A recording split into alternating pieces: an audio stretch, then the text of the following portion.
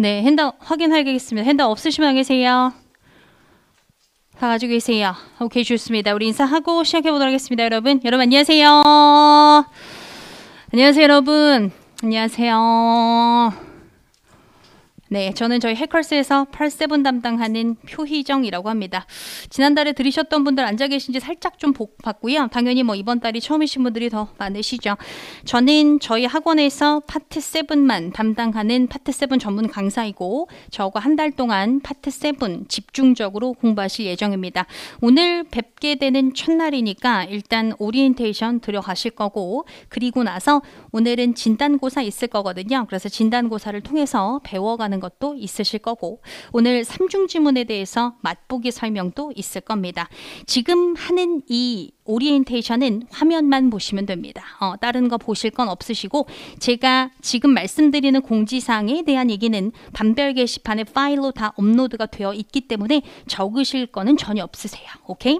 자, 일단 파트 7은 단일 파트로는 문항 개수가 가장 많죠. 제가 파트 7 몇 문제 나오는지 아세요? 이렇게 물어봤을 때 생각보다 많이 모르세요.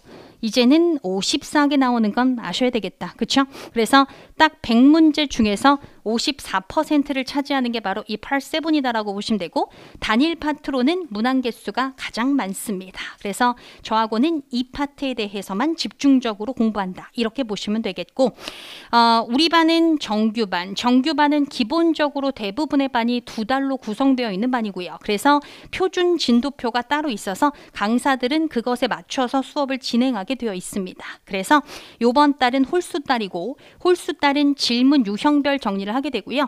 파트 7이 되게 생각보다 질문 유형이 여러 개예요. 7개 있습니다. 그래서 이 7개의 질문 유형 다 배울 거고 전략 다 짜드릴 겁니다. 그리고 짝수달, 지난달과 다음 달이죠. 짝수달에는 지문 종류별을 배우게 되는 게 표준 진도입니다. 그리고 연계 지문은 무조건 매달합니다. 그래서 이번 달은 이메일 편지 연계하고 광고 연계가 이번 달 진도고요. 다음 달은 기사 공고 양식 연계가 진도가 된다. 이렇게 보시면 되겠습니다. 정규반의 목표 설정해야죠. 일단 뭐 수강 준비하실 때 뭐 여러 가지 많이 보셨겠지만 우리 정규반은 레벨 면에서는 상당히 높은 쪽에 있는 반이죠. 그래서 레벨이 높다고 해서 문제만 냅다 풀리진 않습니다. 그래서 일단 기본적으로 독해 핵심을 정리하실 거고, 그것과 관련한 지문의 문제를 풀어보면서 우리가 뭐까지 마스터할 필요가 분명히 있냐면 패러프레이징을 마스터하실 필요가 분명히 있다. 왜냐하면 이 제표현, 바꿔 말하기라는 제표현이 쉬우면 파트 7이 너무 쉬운데 이게 어려우면 파트 7이 정말 어렵습니다. 근데 우린 어려운 것도 풀 수 있어야죠. 그렇죠? 그래서 이 다양한 제표현에 대한 접근이 한 달 내내 이루어지게 된다. 이렇게 보시면 되겠고요. 그리고 여러분이 생각보다 진짜 가장 많이 스트레스 받아 하시는 거 시간 내 풀기인데, 요거 연습은 뒤쪽 후반부로 갈수록 많이 합니다. 그래서 뒤에 제가 실러버스 써놓은 거 그대로 뒤쪽에 가면 테스트 많이 준비되어 있으니까 정말 실전 감각을 완전한 상태로 끌어올리는 테스트는 뒤쪽에 준비가 돼 있다. 이렇게 보시면 되겠고, 자, 명심하실 사항은 이렇습니다. 우리 정규반에서 사실 직독직헬 기대하고 수강하시진 않을 것 같아요. 그래서 문장 하나 가져다 놓고 끊어읽기 연습하는 반 아니고, 정기 토익장에 가서 어떻게 하면 빠르고도 정확하게 문제를 풀어낼 수 있는지에 대한 방법을 배우는 반이다. 이렇게 아시면 되겠고요. 이번 한 달 토익 생각만 해주셔야 되겠습니다. 방학달은 사람이 많죠. 우리 반이 아마 우리 학원에서 제일 사람이 많을 것 같긴 한데, 일단 기본적으로 이렇게 사람 많은 이유는 나도 방학달에 무언가 보람 있는 거 일단 하나 해두겠다는 생각을 나만 하는 게 아니라는 얘기죠. 그래서 요번 한 달, 그리고 사실 뭐 한 달 만에 고득점 나오면 정말 좋겠지만 최소 2달 정도 준비하셔야죠. 그래서 지난달부터 들으셨던 분들은 이번 달에 어떻게 내야겠다, 뭐 이런 구체적 목표가 당연히 필요하고, 이번 달부터 준비하시는 분들은 몇 월까지 내겠다, 몇 점까지, 이렇게 좀 구체적으로 좀 설정 좀 해두세요. 그리고 제가 오늘 잔소리 한 번만 할게요. 그래서 수업 시간에는 휴대폰은 쓰지 않겠습니다. 수업 시간에는 휴대폰을 만지지 않으시면 됩니다. 정말 벌써 수업 끝났어 라는 생각이 들 정도로 수업은 아주 밀도감 있게, 아주 속도감 있게 진행됩니다. 그래서 솔직히 다른 거 할 틈이 없다. 정말로. 지난 연도에 올라왔던 강평 하나 보여드려요. 50분 수업이 5초 같아요. 순삭. 거짓말이죠? 5초 같을 순 없잖아. 하지만 5분 같이 만들어 드립니다. 정말 벌써 끝났어? 라는 생각이 들 정도로 정말 집중력 있게 우린 진행이 될 거예요. 그래서 다른 건 안 하시면 됩니다. 정말 어디 앉아 계셔도 정말 신기한 게 여기 서 있잖아요. 뭐 하는지 다 보입니다. 그래서 휴대폰 하시면 제가 말씀을 건네드리죠. 하지 말라고. 아시겠죠? 제가 이렇게 지적하는 일은 사실 거의 없습니다. 왜냐하면 다 성인분들이고 엄마가 가라 그래서 오신 거 아니잖아요. 그렇죠? 그래서 제가 첫날만 드리는 잔소리다. 이렇게 말씀을 드린 거고요. 정말로 우리 이번 한 달 재미있게 파트 7 배울 거니까 집중력 있게 공부하자. 이렇게 말씀을 드리는 거고. 자, 본인한테 맞는 반 선택해야 되지 않겠어요? 여러분 보통 있잖아요. LC하고 RC 중에서 보통은 점수가 뭐가 높죠? LC가 좀 더 높은 편이죠. 그쵸? 이게 제가 여러분 원데이, 투데이 상담 해봤겠어요? 진짜 50점에서 200점까지 차이 납니다. 200점 차이 난 사람 되게 없을 것 같지? 생각보다 되게 많아. 저도 상담할 때마다 놀랐는데 그러면 제가 이 얘기 왜 하냐면은 정규 수강할 때 700점 기준으로 수업 진행한다고 하거든 보통. 근데 내가 만약에 LC는 막 450 나오는데 아니야 너무 극단적이다. 자, LC가 만약에 400이 나오는데 얘가 만약에 300이 나와. 그럼 합치면 700이잖아요. 그렇죠? 근데 이런 경우는 정규 수업이 어렵다고 말씀드리는 거예요. 왜냐하면 정규반은 RC 점수 기준으로 봤을 때 350점 정도를 기준으로 수업을 진행하게 되어 있습니다. 그래서 저도 김동영 선생님도 요 점수에 맞춰가지고 수업을 진행한다는 얘기예요. 그래서 요 언저리의 점수가 있으셔야 가장 효과를 보실 수 있다. 이렇게 말씀드릴 수 있고 실제 이 350 그럼 제가 항상 이렇게 말씀드리면 아까 오전반에서도 어떤 분이 수업 끝나자마자 저를 쭈루룩 따라오셔서 선생님 제가 330인데요. 이렇게 말씀하시더라고. 그래서 제가 해봅시다. 이러면서 얘기했거든요. 언저리 점수 있으면 됩니다. 그럼 본인이 만약에 280이야. 어디 가야 됩니까? 중급 가야 됩니다. 아시겠죠? 제가 중급 정규 같이 가르치는데 진짜 어떤 경험 너무 많이 하냐면 정규 2달 과정을 다 들었어. 다 듣고 종강일에 나와서 나한테 어려웠대. 그럼 제가 너무 슬퍼요. 그럼 2달을 다 듣고서 나와가지고 어려웠다는 거야. 맨날 어려웠을 텐데.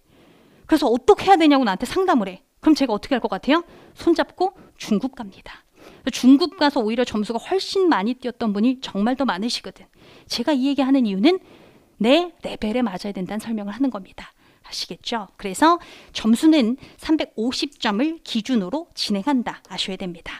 그럼 우리 반의 목표 있잖아요. 우리 반의 목표는 얘는 한 450 가야 되고 얘는 한 400 정도 가야죠. 합쳐서 850이에요.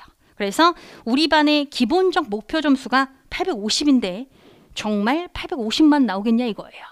왜냐하면 만점까지도 목표로 할 수 있는 모든 레벨을 준비시킵니다. 그래서 정말로 초고득점을 목표로 하실 수 있고 3월, 4월 수강했던 수강생 오빠 있는데 그 오빠도 만점 받았다고 후기 써줬었거든요. 제가 그걸 읽으면서 너무 감동받은 게 그 오빠가 나한테 상담 많이 했거든. 왜냐면 정말로 만점을 받아야 되는데 그게 안 나와서 미치겠다고 막 이런 설명 진짜 많이 얘기를 했었는데 그 오빠가 결국은 나왔더라고. 그래서 정말 만점까지도 목표로 할 수 있다는 얘기예요. 아시겠죠? 그래서 그렇게 안내 말씀 드리면서 들어가 보고요.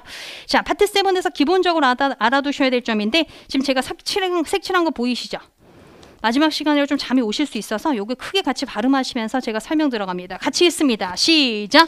항상 문제를 먼저 읽습니다. 맞아요. 선 문제로 접근을 한다. 이렇게 보시면 돼서 지문이 이렇게 있고 문제가 만약에 3개가 있잖아요. 그러면 지문의 종류 확인하시고 제목 있으면 제목까진 보시고 지문을 먼저 읽고 질문으로 가는 게 아니라 질문을 먼저 읽고 지문으로 가겠다. 선 문제로 접근한다는 얘기야. 왜 선 문제가 필요하냐면 시험 한두 번이라도 보신 분들은 아시겠지만 파트 7의 지문의 길이가 꽤 길죠? 그럼 내가 이 3문제를 풀기 위해서 지문의 내용을 완전히 깡그리 모두 다 알고 있을 필요는 없다는 얘기야. 내가 알아야 되는 정보는 문제와 관련된 정보가 나한테 필요한 정보니까 그 정보를 먼저 캐치해야 속도감 있게 정확도 있게 찾을 수 있다는 얘기죠. 그래서 문제 먼저 읽고 갑니다. 파트 7에 딸려있는 문항 개수가 2개에서 5개. 그러면 2-3문제짜리는 문항 개수 그렇게 많지 않으니까 일단 읽고 지문 가면 돼요. 다 읽고 가시면 된다는 얘기죠. 근데 약간 고민되는 건 문제 개수가 4개 이상짜리.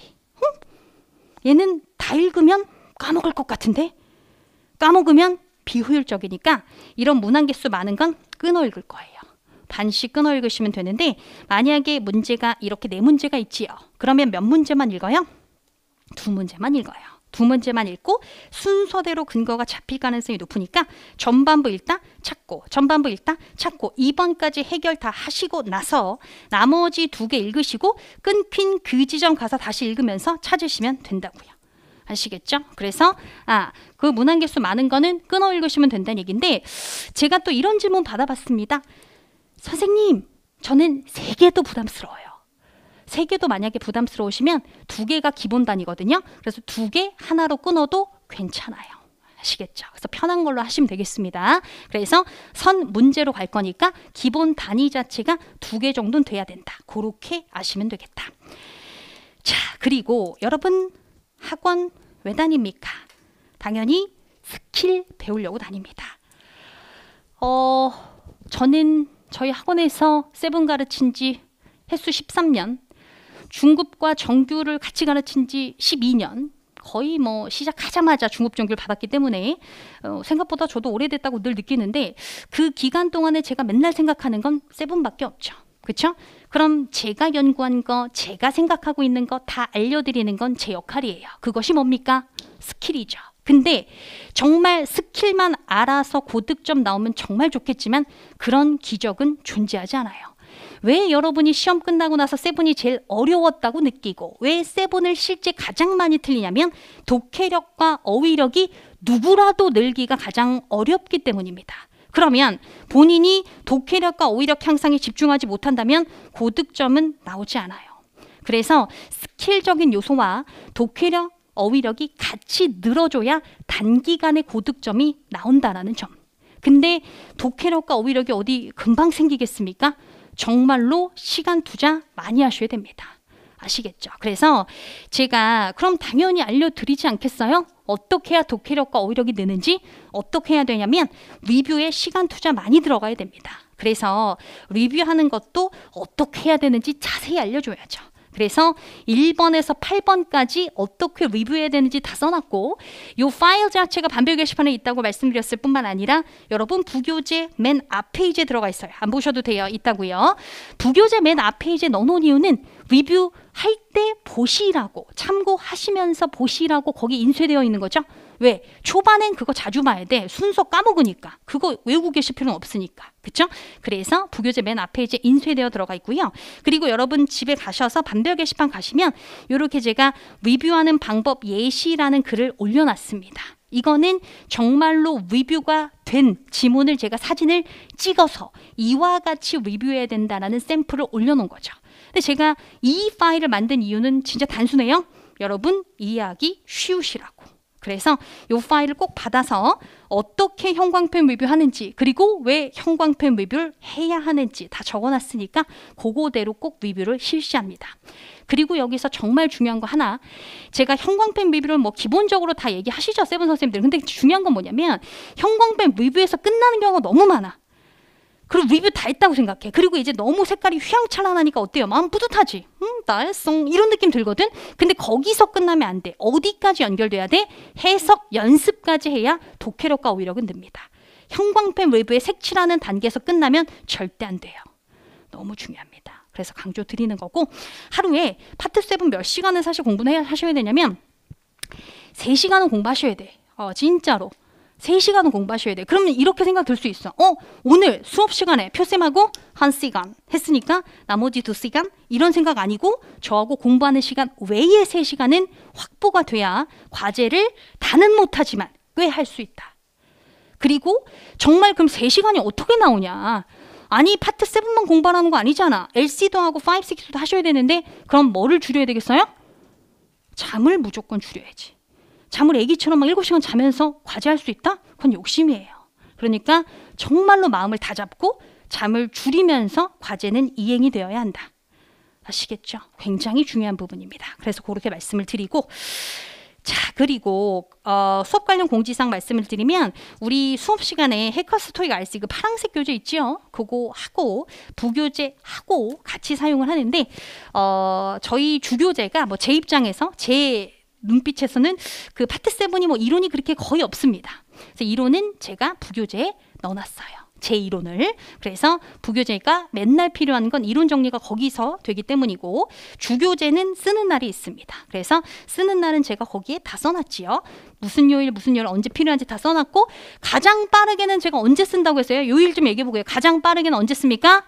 수요일 날 씁니다. 그렇죠? 그럼 그날은 꼭 가지고 오셔야 되겠고 반별 게시판에도 혹시 까먹으실까봐 다음 시간 주교재 지참필 이런 거 제가 제목에 써놓습니다. 아시겠죠? 그래서 꼭 잊지 않고 가지고 오셔야 되고 수업 시간에 쓰는 페이지도 다 올려놨습니다. 그것만 가져오셔도 됩니다. 아시겠죠? 그래서 그렇게 아시면 되겠고 그 다음에 모든 과제 공지, 정답 공지 어디 들어가 있어요? 해커스 어학원에 로그인하셔서 반별 게시판 바로 가기 클릭하시면 되겠습니다.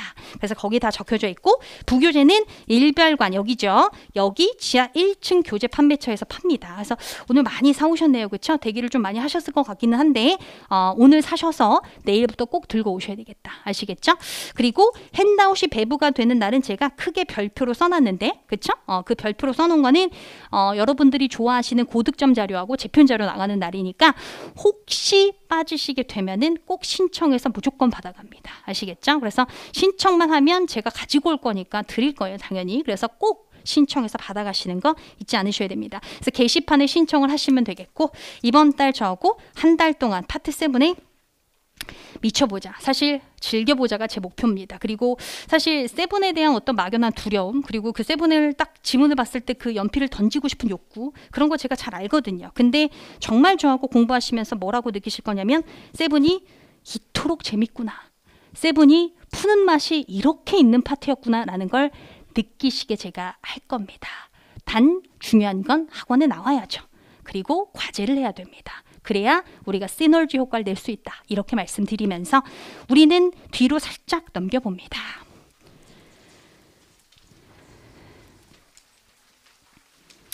그 세 번째 페이지를 살짝 먼저 보시면은 그 세 번째 페이지에 들어가 있는 게 뭐냐면 삼중지문이에요. 삼중지문.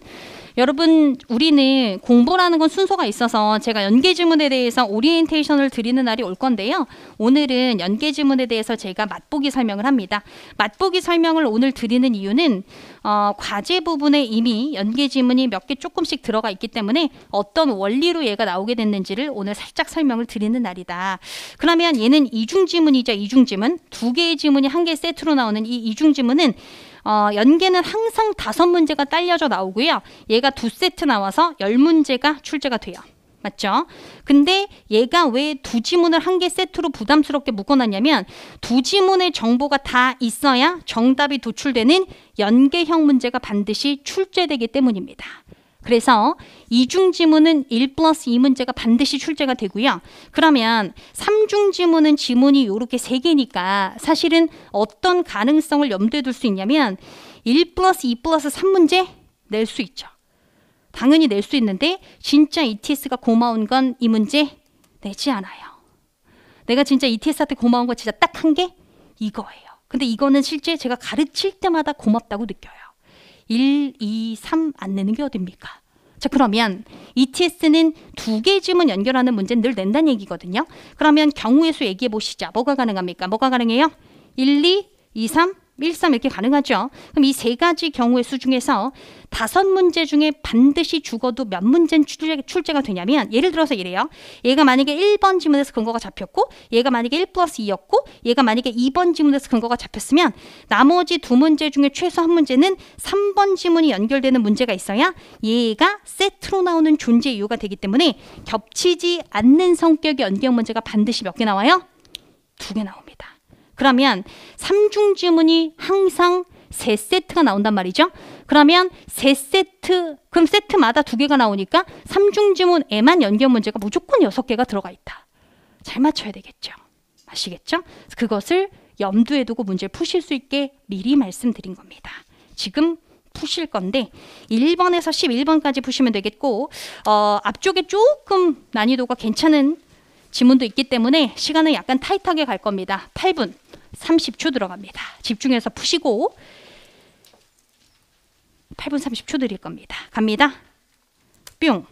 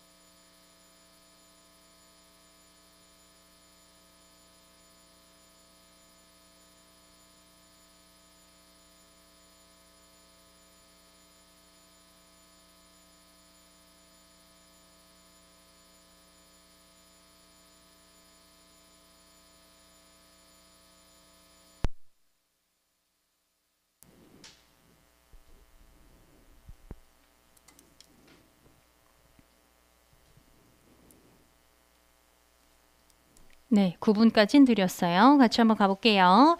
자, 일단은 이메일인 거 먼저 확인하시고요. 종류 보시면서 들어갑시다.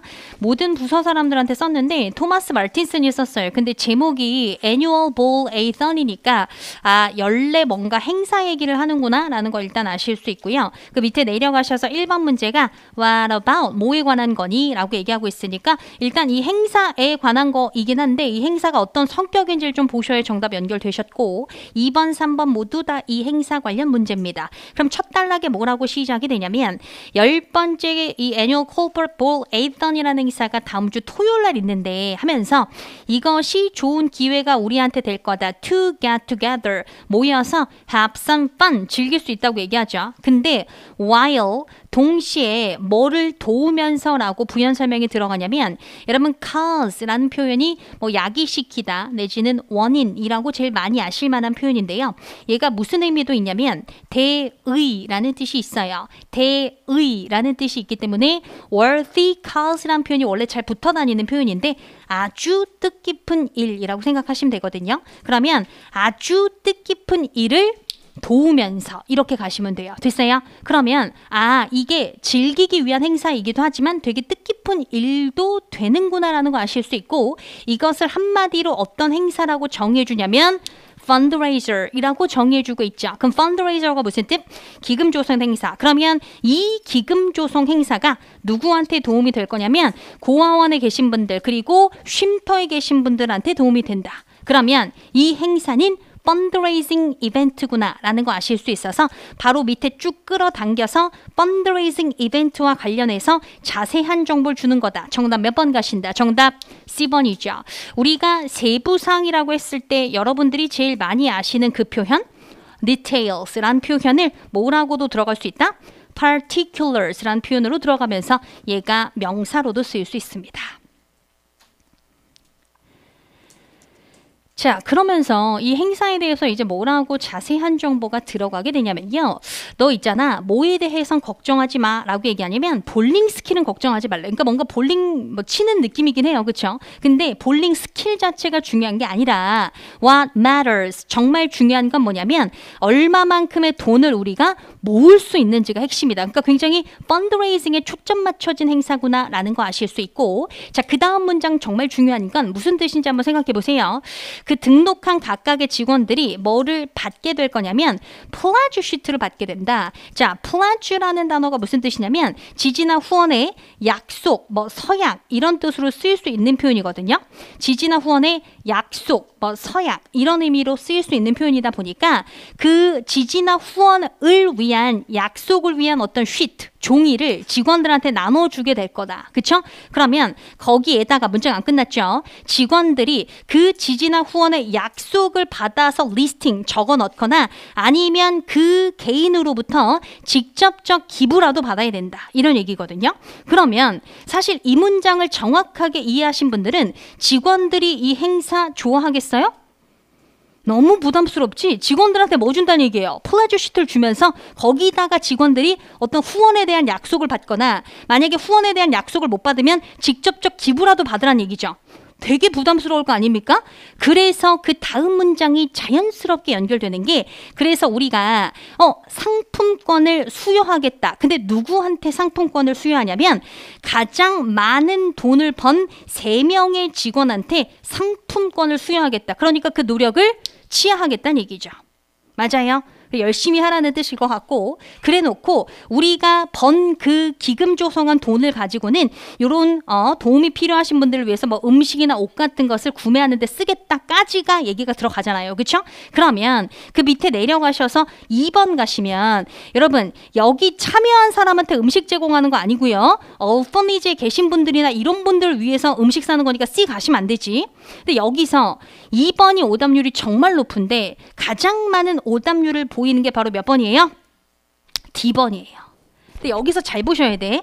여기까지 느낌 너무 괜찮잖아. 뭐 준다고 얘기했어요?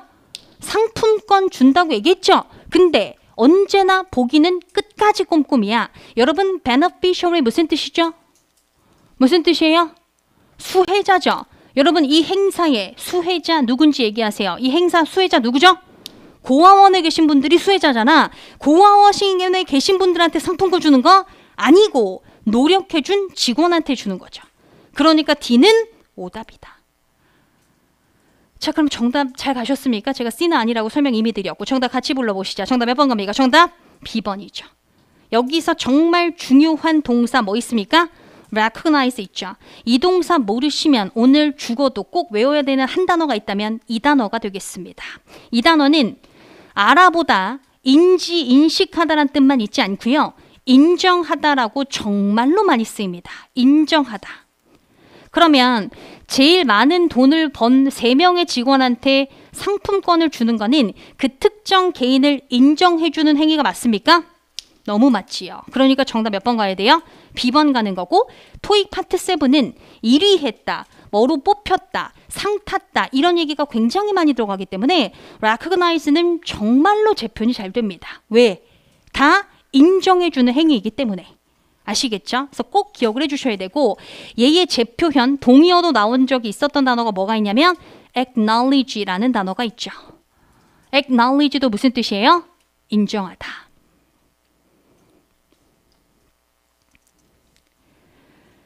자, 그리고 3번 뭐 그렇게 어렵진 않으셨었죠? 볼링 스킬이 중요하지 않다라고 아까 얘기했으니까 3번 정답 몇 번입니까? C. 뭐 요건 잘 가셨을 것 같아요. 자, 이제 오른쪽으로 갑니다. 오른쪽 가시면 여러분 광고글 하나 나왔는데 지금 딱 봐도 railways라고 했기 때문에 철도 회사에서 뭐에 대해서 낸 것 같냐면 보통 이런 교통수단과 관련된 곳에서 패스면 보통 탑승권 같은 거 얘기하는 거거든요. 그래서 뭔가 탑승권 광고를 하나 보다 이렇게 예상을 하시면 되고 그 밑에 내려가서 4번 문제 잘 보세요. 자, 어떤 종류의 회사가 이 스페셜 프로모션을 제공하니라고 했어요? 그러면 아까 전에 보셨다시피 철도 회사잖아. 그렇죠? 그럼 그 철도 회사의 적절한 재편을 찾는 겁니다. 그러면 철도 회사는 관광회사 아니고요. 철도 회사는 매표소는 아닙니다. 지금 질문 자체가 어떤 종류의 회사가 광고 냈니라고 했는데 매표부 정답 안 되죠. 정답 안 됩니다. 매표부는 부서지요. 오케이? 그러니까 B번 안 되고 D번에 선로건설회사? 선로건설회사는 철도회사는 아닌데요. 그렇죠? 그래서 정답 몇 번 갑니까? C번 갑니다. 여러분 트랜sit 컴퍼니는 운송회사인데요. 운송회사는 뭐 되게 재편이 유연성 있게 들어갈 수 있죠. 버스회사, 택시회사, 지하철회사 다 뭐라고 받아줄 수 있어요? 트랜sit 컴퍼니라고 받아줄 수 있고 강남역을 이용하는 우리는 트랜sit passengers라고 재편이 됩니다. 오케이? 정답 몇 번이요? C번이에요. 자, 이래놓고 5번을 가장 쉽게 느끼셨을 수 있을 것 같은데 weekly specials 언제 사야 되냐? 그럼 끌어당기는 건 당연히 이 위치로 끌어당기시는 거고 언제 사야 되는지만 보시면 되잖아. 2주 전에 사야 된다고 했기 때문에 5번 문제 정답 몇 번 갑니까? B번이죠. 자, 6번은요. 시티 패스에 대해서 언급된 거 물어봤으니까 역시 끌어당기는 건 이 위치입니다. 그렇죠? 그러면 누구라도 근거 위치가 여기임을 모르는 사람은 없죠. 그렇죠? 그럼에도 불구하고 얘가 오답률은 좀 있는데 한번 잘 보시면 여기 분명히 시티 패스에 대해서 무슨 멘트를 쳐주냐면 여기 있군요. 맨 첫 번째 거 보면 무제한 탑승 가능하다. 이 도시 경계에 대해서. 그렇죠? 그럼 무제한 탑승이 된다는 얘기는 이 시티 패스는 여러 번의 탑승을 제공하는 거 맞아요? 맞아요. 정답 D번입니다. A는 이런 생각 하셨다면 A를 설명합니다. 사실 D가 정답임을 아는 것보다 왜 A가 안 되는지 아는 것이 더 중요한 과정입니다. 선생님, A번은 왜 안 됩니까? 제가 분명히 그 밑에 보면 여러분 consecutive라는 단어 무슨 뜻입니까? consecutive 연속으로란 뜻이에요. 모르시면 안 돼요. 자, 그러면 이 티켓, 이 패스를 가지고 7일 연속 동안 쓸 수 있다. 맞아요? 7일 연속 동안 쓸 수 있으면 7일 동안 쓸 수 있는 거 맞습니까? 맞지요? 그러니까 A가 정답이잖아! 라고 보셨다면 A를 정확히 해석하지 못했다. A는 일주일 동안 쓸 수 있다? 아니지요. 왜냐면 여러분 오버가 동안에라는 뜻 분명히 있어요. 근데 중요한 건 얘 자체, 이 전치사 자체가 동안에면 오버는 무조건 뭐라고 해석해요? 넘게라고 무조건 해석해야 됩니다. 아시겠어요? 그래서 for over 기간이 오면 넘게 동안이라고 해석이 들어가야 돼요. 그럼 이거 어떻게 해석해야 돼요? 일주일 넘게 동안 쓸 수 있다는 틀렸습니다. 이게 되게 별거 아닐 것 같지만 이 해석을 알고 모르고는 정말 정답을 찾냐 못 찾느냐를 결정하게 됩니다. 아시겠죠? 그래서 A는 정확하게 해석한다. 우리는 뒤로 갑니다. 이 지문이 그렇게 쉬운 지문은 사실 아니라서 우리가 공부를 열심히 하면서 이 지문을 무난하게 풀 수 있을 정도로 레벨업이 되셔야 합니다. 일단은 아티클 나왔고 안내문 나왔고 폼이 하나 나왔어요. 양식이 하나 나왔는데 아티클 제목이 뭐냐면 요 U라는 회사 오피스가 이사 가게 된다라는 얘기를 하는 거니까 이 회사 이사와 관련된 기사예요. 그쵸? 자, 그리고 그 밑에 내려가서 여기 뭐라고 나왔냐면요. 판도라라는 회사를 이사시켜주는 서비스를 제공하는 업체에서 지금 안내문을 냈는데 About Us니까 우리 회사 소개하는 거 아니에요? 거의 무조건 광고 향기가 난다. 그쵸? 근데 그 밑에 뭐라고 써 있어요? 우리 판도라라는 회사가 네 이사를 처음부터 끝까지 쉽게 해드릴게요. 그러니까 이사업체인 거예요. 이사업체. 됐습니까? 자, 그러면 오른쪽에 가셔서 7번 문제가 이 significant의 동의어를 찾는 문제이고 8번을 보시면 K연이란 사람에 대해서 암시가 된 거. 그럼 일단 얘가 누군지 모르니까 키워드로 잡고 출발을 하겠습니다. K연이란 사람과 관련한 거 찾으셔야 돼요. 자, 그러면 첫 번째 지문을 잘 따라오셔야 합니다. 뭐라고 시작이 되냐면요. 이렇게 시작이 돼요. 회사가 요렇게 끊기는 지점. 여기까지가 그냥 다 회사명. U라는 회사라고 읽고 가세요. 그럼 이 U라는 회사가 제가 이걸 굳이 정확하게 해석 안 하는 건 해석하다 시간 갑니다. 오케이? 그럼 이 U라는 회사가 이 N, M, K라는 지역의 직원들을 회사 소유의 빌딩들로 이사시킬 거다.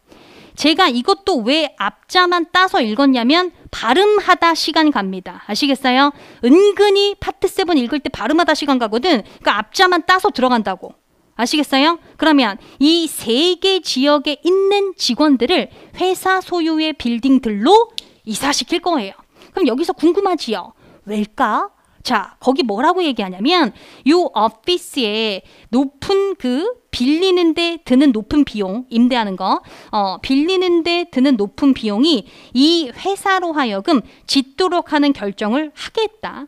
임대료가 비싸다는 얘기 아니에요. 그렇죠? 그러면서 큰 따옴표가 나오면 왜 잘 봐야 되냐면 질문에 사람 이름 관련 질문이 있기 때문입니다. 그러면 이건 K연의 발언일 수 있다는 얘기야.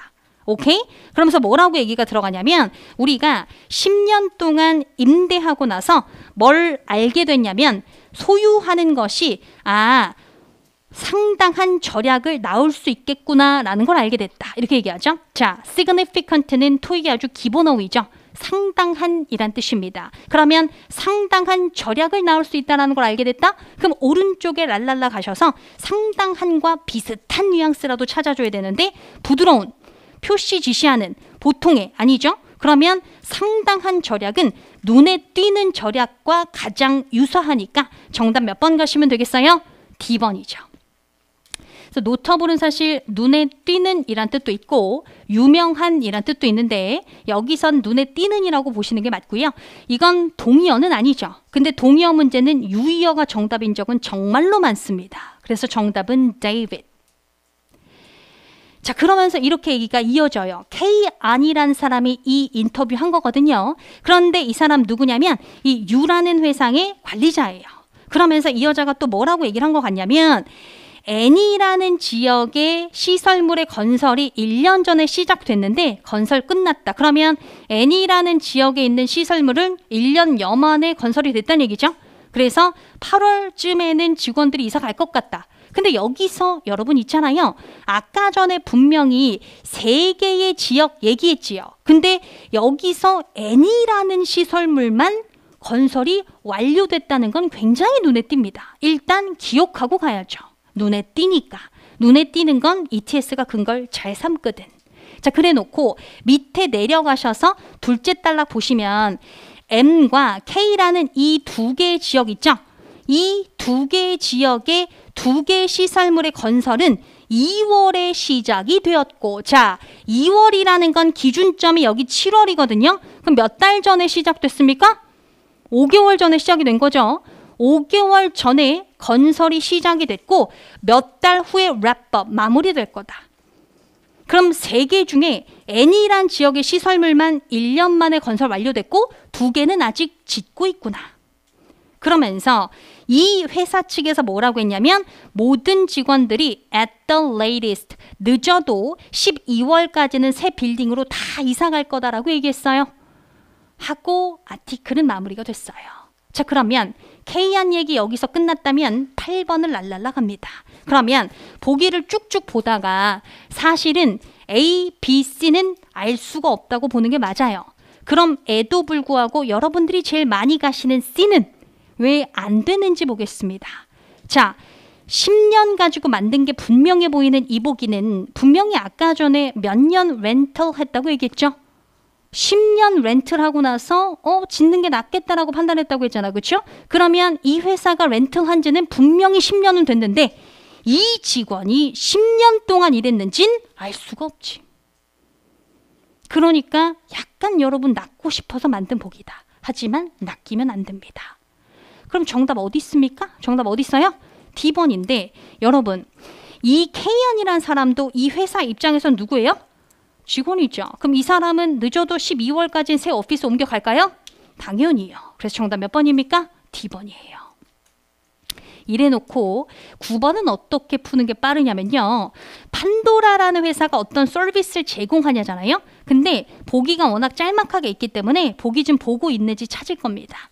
A번 보시면 어디다 동그라미 하시는 거냐면 sensitive material 동그라미 하시면서 민감한 자료를 옮겨주는지 보겠습니다. 그리고 B번 봤더니 컴퓨터 시스템에 대한 관리를 해주는지 한번 보시고 C번이 당장 좀 황당하긴 한데 건설 굉장히 가능성이 낮아 보이죠? 이사회사인데 이사업체인데 어쨌든 C번 건설하는지 보시고 D번에 이벤트 보안 담당하는지 이 4개만 비교하도록 할게요. 그러면 두 번째 지문을 가셨을 때 이렇게 얘기가 들어가요. 우리는 가격에 정직합니다. 이렇게 광고 멘트를 치면서 잘 보세요. 우리 회사의 상담사가 니네 사이트, 니네 그 장소에 방문해서 뭐를 마무리해 줄 거냐면 비주얼 서베이를 해준대요. 근데 그 비주얼 서베이가 뭐냐면 옮겨질 아이템에 대해서 비주얼 서베이를 해주겠다. 그리고 나서 이틀 이내에 뭐 보내준대요? 견적서 서면으로 보내준다고 얘기하죠. 여러분 이사할 때 있잖아요. 정말로 저도 이사를 해보니까 얼마 들지 생각보다 너무 궁금하더라고. 그러니까 이거는 지금 비주얼 서베이를 와서 해준다는 얘기죠. 아, 이런 물건들 옮겨야 되는구나라는 걸 비주얼 서베이를 해주고 그 직원이 에스티메이트까지 준다는 얘기죠. 견적서. 너무 좋은 서비스 아니에요? 자, 그러면서 그 밑에 3가지 특징이 보여요. 자, 첫 번째 거 잘 보세요. 저도 이거 정기 토익에서 이렇게 풀었답니다. 너 포장에 도움 필요하니? 그럼 뒤에 뭐라고 나올 것 같아? 포장 해준다고 나오지. 그럼 뒤는 볼 것도 없어. 왜? 보기에 포장 얘기 없었잖아. 됐어요? 자, 그리고 두 번째 포인트 내려가세요. 너 있잖아. classified document 옮겨야 되니? 이걸 보는 순간 동공에서 지진 나야 됩니다. 왜냐하면 classified라는 표현이 분류된이라는 뜻 있죠. 근데 얘 무슨 뜻도 있습니까? 기밀이란 뜻이 있잖아. 그러면 기밀 서류 보내야 됩니까? 그럼 뒤에 뭐라고 또 연결돼야 돼요? 기밀 서류 우리가 무빙해 드릴게요. 라고 당연히 나오겠죠? 그럼 기밀 서류는 뭐라고 재편할 수 있습니까? 뭐라고요? sensitive material이라고 무조건 재편되죠. 그러니까 정답 몇 번 가시면 되겠어요? A번이에요. 그리고 사실 지문 내에서도 재편을 시켰는데 그럼 classified document가 뭐라고 재편된 거 확인하실 수 있어요. 사실 confidential materials라고 재편된 거 확인하실 수 있습니다. 그죠? confidential 무슨 뜻이에요? 기밀이라는 뜻의 정말 기본적 어휘입니다. 그래서 classified는 사실 기밀이라는 뜻인 거 모르셨을 수 있는데 confidential 꼭 아셔야 된다. 이건 정말 기본 어휘거든요. 오케이? 자, 그래서 9번 정답 A번 가시면 되는데 지금 이렇게 3문제 풀었더니 무슨 생각 드냐면 연계가 아직 하나도 없네. 그러면 10번과 11번은 어떻게 접근한다? 무조건 연계구나라고 접근하는 거예요. 그럼 10번 문제 보시면 샌드힐 로케이션, 샌드힐 지점에 대해서 물어봤는데 여러분 잘 보세요. 세 번째 지문 이제 볼 때가 됐잖아요. 그럼 세 번째 지문이 바로 뭐냐? 이 판도라라는 이 이사 업체한테 밑에 있는 요청서를 작성해 주세요. 근데 뭐를 잡기 위한 요청서냐면 현장의 견적서를 받기 위해서. 그러면 이거는 뭐를 신청하는 폼이라고 이해해야 돼? 비주얼 서베이를 신청하는 폼이죠. 맞아요? 그 비주얼 서베이를 당연히 배경이 되는 그 U라는 회사가 신청을 한 상황이고요. 그리고 질문에 샌드힐이 있었잖아. 그럼 샌드힐을 무조건 찾습니다. 미친 듯이. 어디 있어요? 여기 있죠. 여기 있잖아요. 그럼 샌드힐이라는 U 로케이션은 바로 어떤 로케이션을 뜻하는 거냐면 여러분 이사 업체에서 물건을 픽업해가는 어드레스는 올드 오피스예요? 뉴 오피스예요? 올드 오피스죠. 그래야 물건을 픽업해가는 거 아니겠습니까? 그러면 딜리버리 어드레스는 물건을 배달해주는 주소니까 얘가 무슨 오피스예요? 뉴 오피스죠. 맞아요? 그럼 내가 어떤 것까지는 확인하고 가야 되냐면 아, 샌드힐 로드가 새로운 지점을 얘기하는 거구나 라는 걸 아셔야 돼요. 됐어요? 그럼 여기까지 봤죠? 끌고 내려와요. 보기를 보는 거예요. A번을 보면 샌드힐 로케이션 일부가 다른 회사한테 임대되는지는 아직은 모르겠고 뭐 지금 읽은 바로는 B번도 500동그라미 하시면서 500명까지 수용 가능한지 아직은 모르겠고 근데 C를 읽었을 때 동공이 미친 듯이 흔들려야 돼. 왜죠? 1년 만에 지어졌다? 아까 1번 지문에서 분명히 1년 만에 지어진 거 얘기했는데 그럼 빨리 지역명을 겟해야 되겠구나. 그럼 지역명을 갑니다. 첫 번째 지문에 가서 어떠한 지점이 공사 1년 만에 끝났다고 얘기했어요?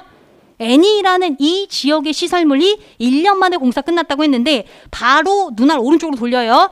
샌드힐 로드 쪽에 봤더니 이게 N이라는 지역이야. 그러면 이 지역에 있는 시설물은 1년 만에 지어진 거 맞잖아. 정답은 C번입니다. 여기서 어떤 순서 타고 가는 게 중요하냐면 C를 보자마자 내가 읽어놨던 1번 지문에 가서 N이라는 지역명을 캐치해내야 됩니다. 이것이 연계형 문제예요. 연계형 문제를 처음 풀어보면 이거 안 보일 수 있으니까 좌절은 노노. 아시겠죠? 근데 이런 순서를 타고 가야 합니다. 아시겠죠? 그래서 정답은 C인데요. 선생님, D는 왜 안 되죠? 최근에 보수공사 한 거잖아요. 여러분 D번은 왜 안 됩니까? 뭐 때문에 재편되지 않죠? 레노베이션 된 거 아닌데? 뭐가 됐습니까? 고쳐볼게요. 뭐라고 쓰면 괜찮을 것 같아요? constructed 잘했어. 그렇지. 최근에 지어졌다면 무조건 정답이지. 보수공사한 거하고 지은 건 완전 다르거든. 그래서 정답은 C예요. 그래서 얘가 3번 갔다 1번 끌고 올라가서 정답 찾는 1 플러스 3이고요.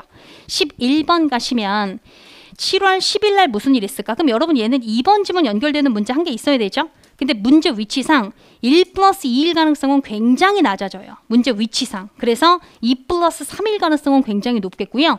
7월 10일 여기 있어요. 7월 10일이 바로 뭐냐면 요 날짜 얘기하는 거죠. 아, 나 비주얼 설베이를 이날 하기를 선호한다는 얘기죠.